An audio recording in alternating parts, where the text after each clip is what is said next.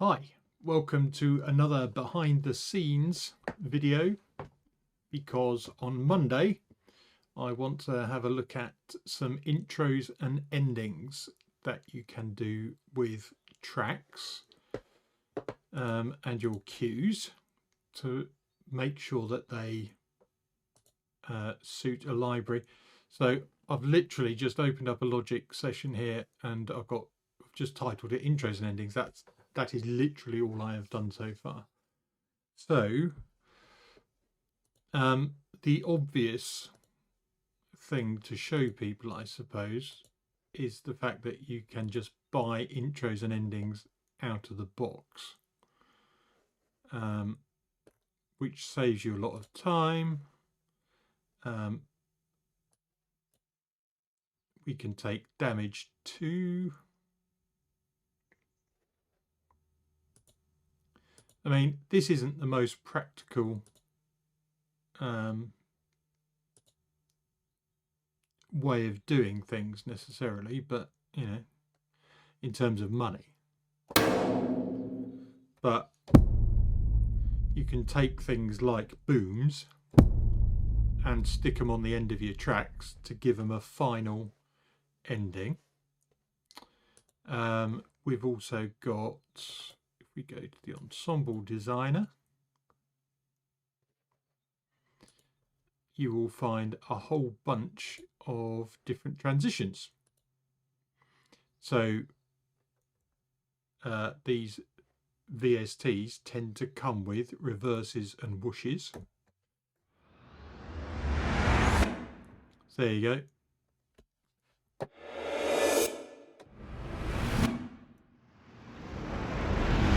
And what you'll notice is there's generally a repetitive element to them, and they build up and then stop. There's a nice cymbal one. And that gives you a great way to get out of a track. So in terms of outros, I think that's probably an easy explanation. You could also, I mean, there's loads of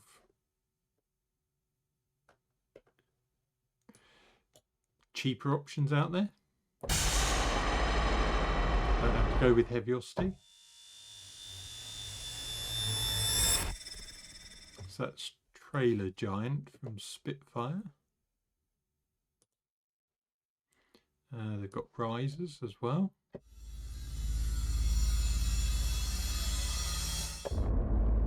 And with all of these, you know, you can choose to modify the sound.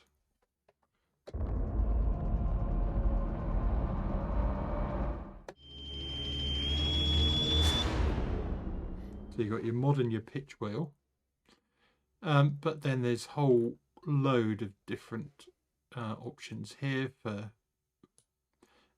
bending, cloning, changing the envelopes of the different sounds, so you can make your own unique sound. And in this one, for example, you get to choose, you've got an A and a B sound, and you can select different sources.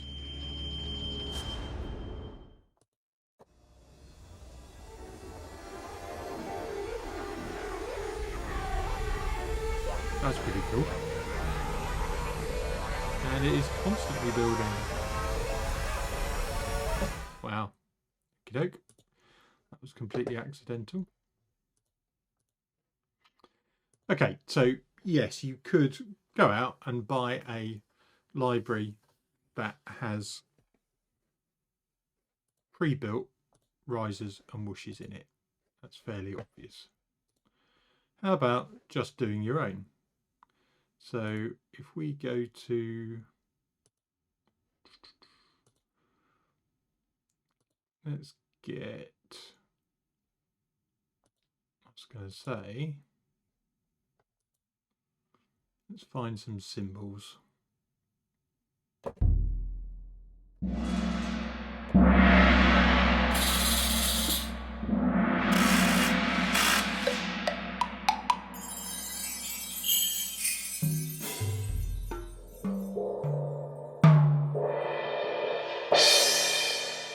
that's a good one. Record that.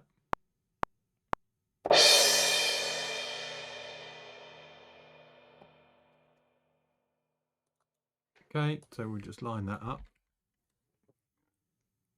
There we go. Okay, so you get a sound like that. What you want to do is then turn this into an audio file. So we'll bounce that.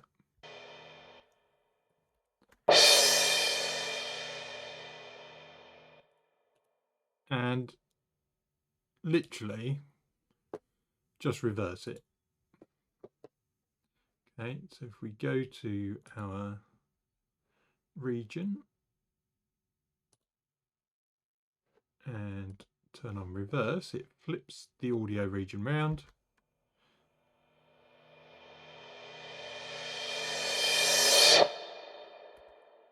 And you've got your own riser. Simple as that. Maybe you want it to come in quicker, so we would maybe do that. You then have the option of putting some effects on that, so maybe a tremolo. Okay, that's a bit weird. But this is where you have the fun. Just playing around with.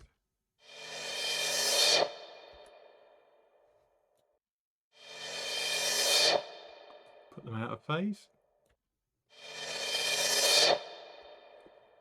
Yeah, loads of stuff we could do there.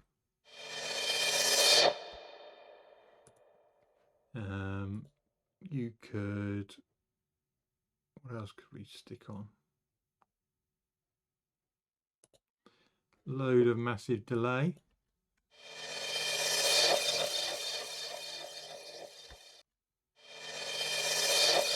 So that's a great way to get into a track, is have that build and then the music starts, or the tune or whatever you're doing starts as that hits.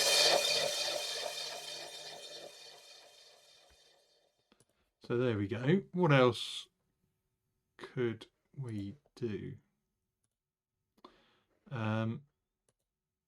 You could, let's just do this with stock Logic sounds. Let's take a marimba. That'll do. I'm just going to record that note.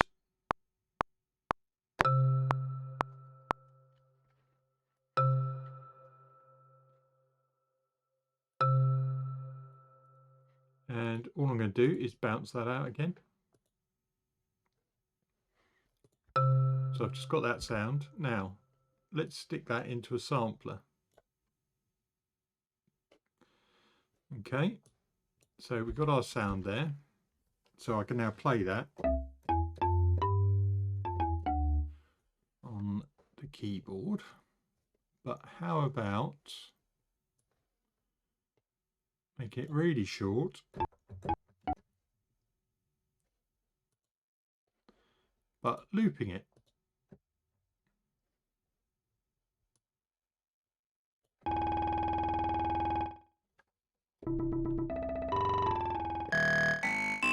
Doesn't sound particularly helpful. But what if we link the mod wheel to the pitch?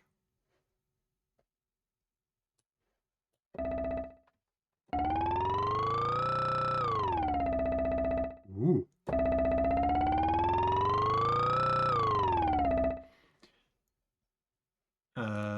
You could also link the mod wheel to the volume at the same time.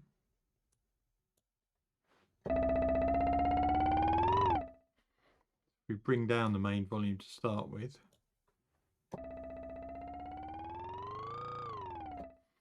Maybe not that much.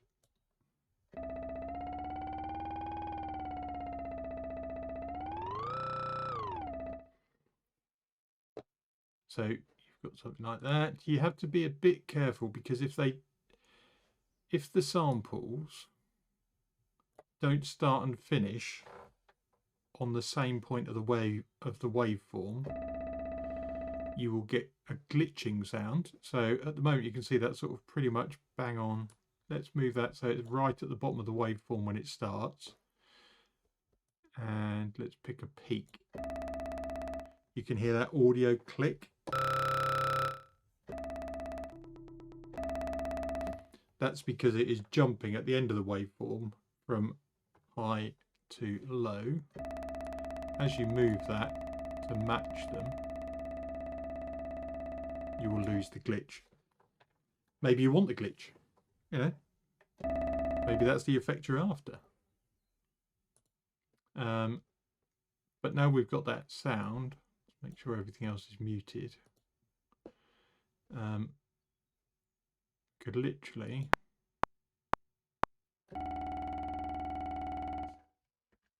play that in. Sounds rubbish. But you would then go into your automation and we will pick up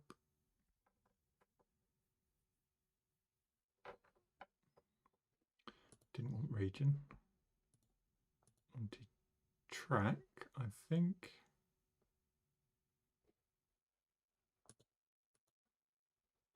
Let's go for region.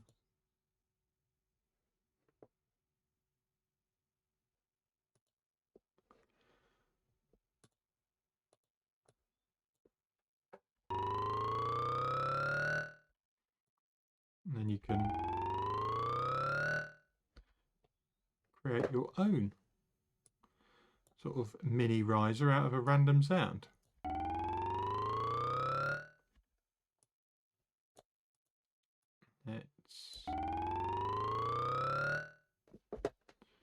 What would that sound like with some tremolo on?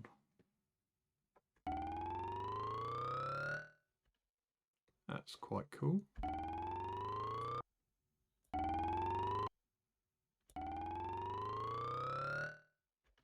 There you go, get it smaller. It's nice.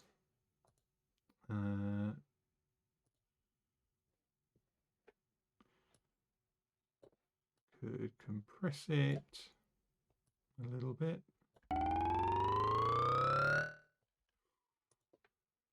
And then let's not do silly reverb this time. Let's try. I mean, you can play around with this for like ever.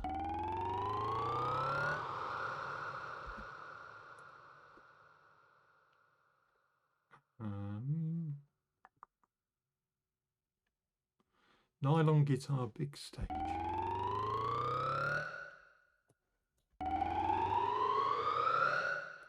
You could just use the reverb. Get rid of the original sound. There you go, there's a nice glide. And all we've used is what's in Logic. So how you apply the effects, you know, could we add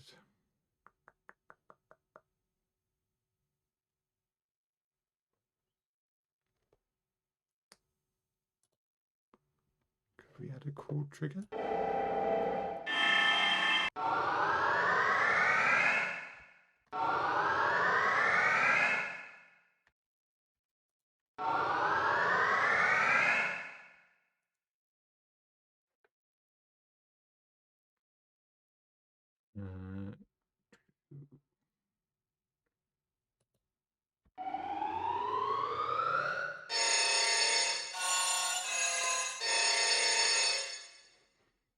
I mean, yeah. Experimenting, I think, is the key to making your own sounds there. But that was just a quick, you know, let's grab a marimba, see what happens. In Monday's episode, I wonder, is it worth also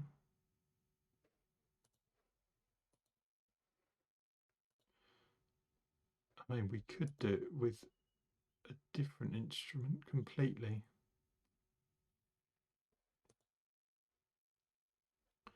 What does a trumpet sound like?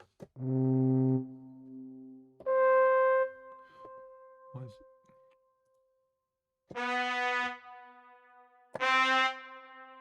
Right with that.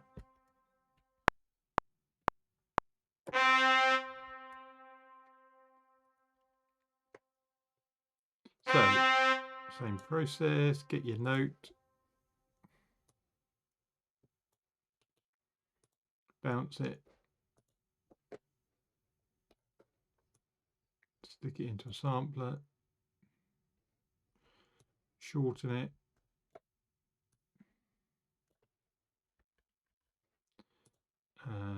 loop it,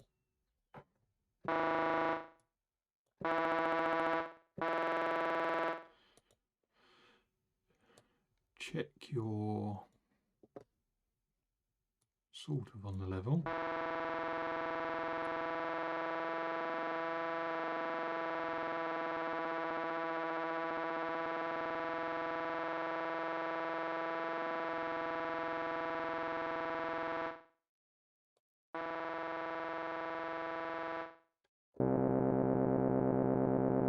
And then obviously the length you make it will affect the sound as well.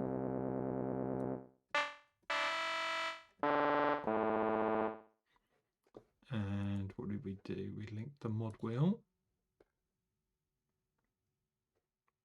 to pitch.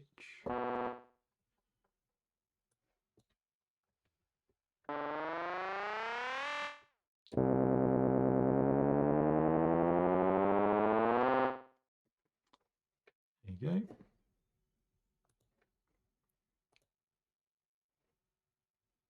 Stick a bit of tremolo on. Faster sounds, speeds tend to work better.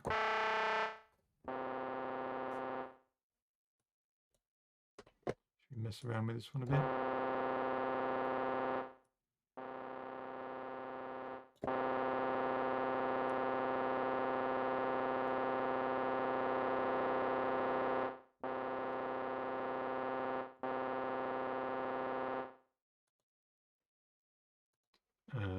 Then we'll record that in.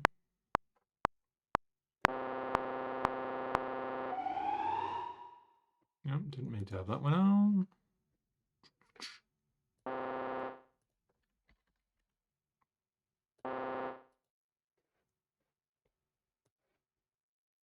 And again, we can go into automation.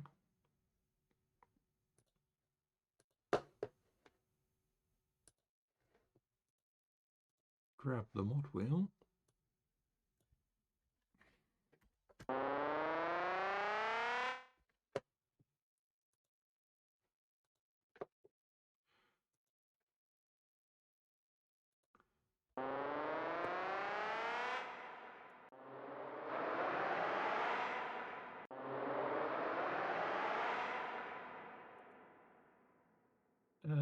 Could probably do with a bit of compression there to bring it out a bit.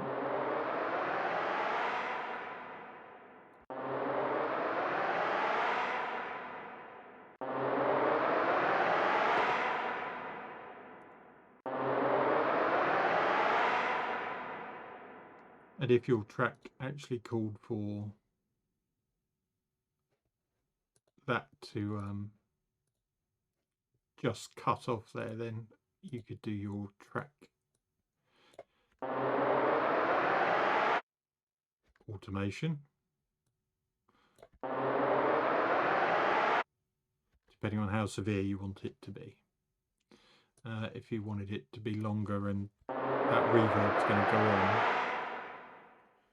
it's going on too long, do something like that. But I would be tempted to give it a more natural feel if you can. Some of them won't work. But if you need it out, if you're doing the automations for volumes and stuff, it does sound more natural if you put the automation curves on rather than just doing dunk, dunk, dunk, straight lines from one thing to another. So those are some effects and things you can play around with. So we've done symbols. We've done using a VST.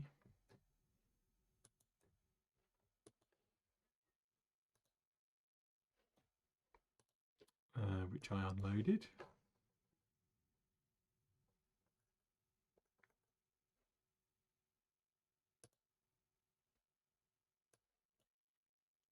I suppose the other thing you will find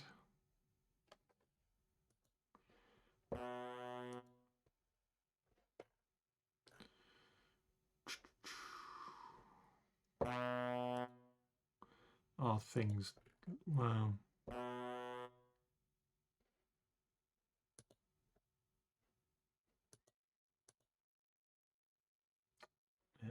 you could do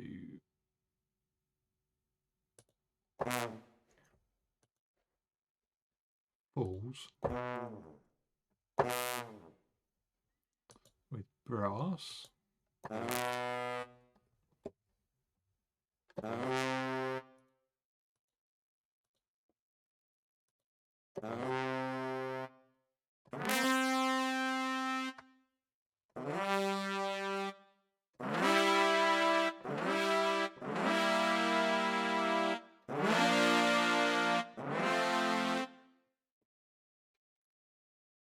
Another possible option. You've obviously got instrument hits. I suppose another thing I should mention on Monday is finishing on the tonic, because whichever, even if you've moved key within the cue, most music editors are going to want it to end on the tonic of wherever you are, so that it sounds finished. But just because that is the most common use. If you're scoring, obviously you've got your choice, and leave the listener guessing. But if you are just creating an atmosphere for your production music, you don't really know where it's going to end up, so it's a little bit harder.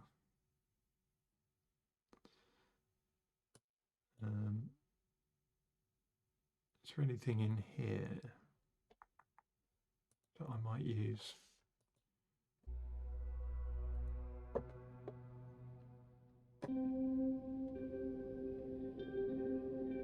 I suppose the other thing is remembering on your intros that you are not trying to blast people's heads off. What you want to do is introduce the elements of your track sort of one by one. So there's anticipation building, things are getting bigger. You don't want to wait ages. It's not like a 5-minute intro to a pop song. And while you don't want to throw everything at them, you don't want to wait forever for it to come in, because in that case, it is possible the person who is selecting your music listens to the first 15-20 seconds but never actually gets to hear the sort of main instruments all together coming together.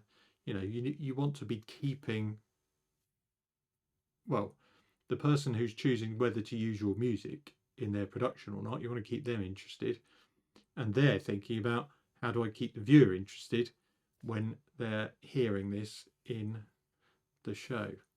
So yeah, don't wait ages and don't hit them over the head. Probably some sort of compromise.